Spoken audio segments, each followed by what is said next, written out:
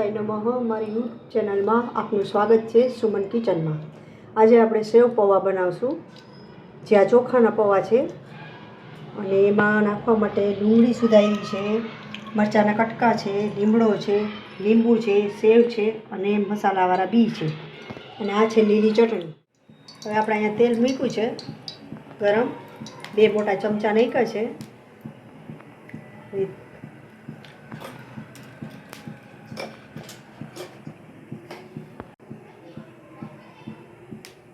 હવે આપણું તેલ ગરમ થઈ ગયું છે। હવે આપણે એમાં જીરું નાખશું,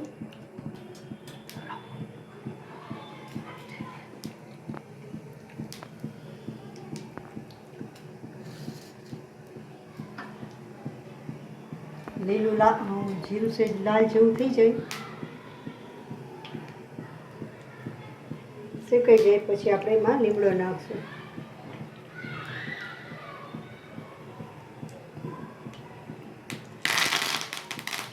નાખશું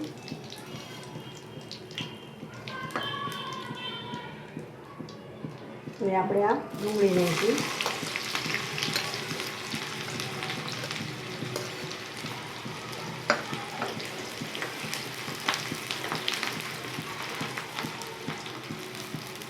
હવે એમાં આપણે બધા મસાલા નાખશું। આ 2 પૌવા છે એ ધોઈને જ રાખ્યા છે, બરાબર।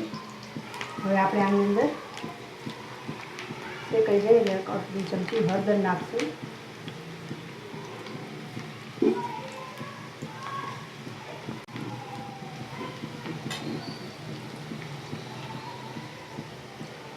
સ્વાદ અનુસાર નમક,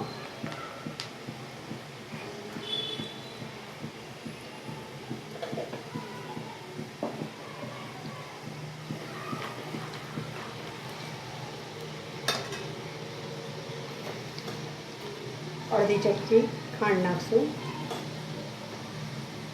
ધાણા નાખશું અને અડધી ચમચી લાલ ચટણી।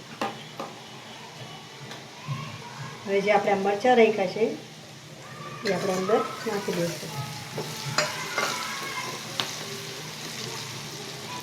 એ બધા પૌવા નાખીએ।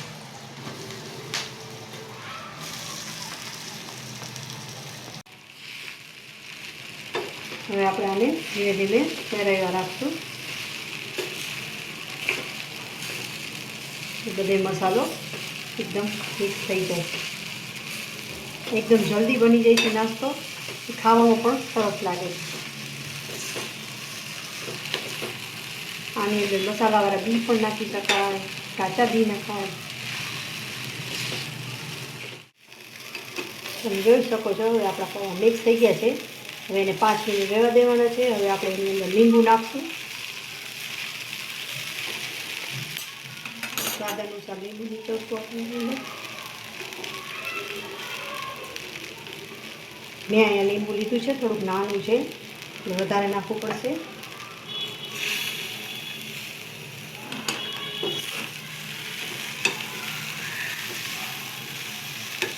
ગળાશ તમે સ્વાદ અનુસાર નાખી શકો છો। આ થોડીક જ વારમાં નાસ્તો તૈયાર થઈ જાય છે, બનાવવામાં પણ સહેલો હોય છે।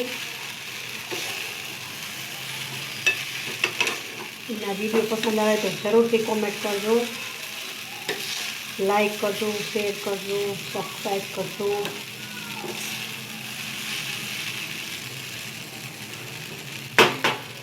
ગયા છે હવે આપણે એની પછી સેવ નાખશું। આ રીતે ઝીણી સેવ છે જે બજારમાં મળે છે એ જ મેં લીધી છે ઉપયોગમાં।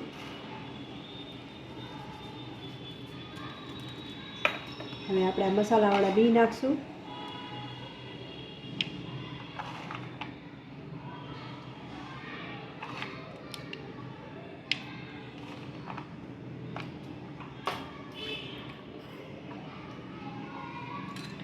હવે જે આ લીલી ચટણી છે એ નાખશું,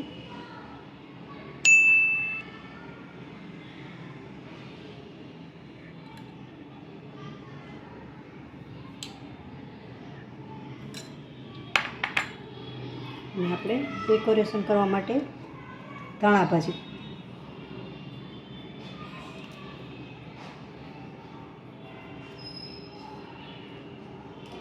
હવે આપણે બનીને પૌવા સેવ તૈયાર થઈ ગયા છે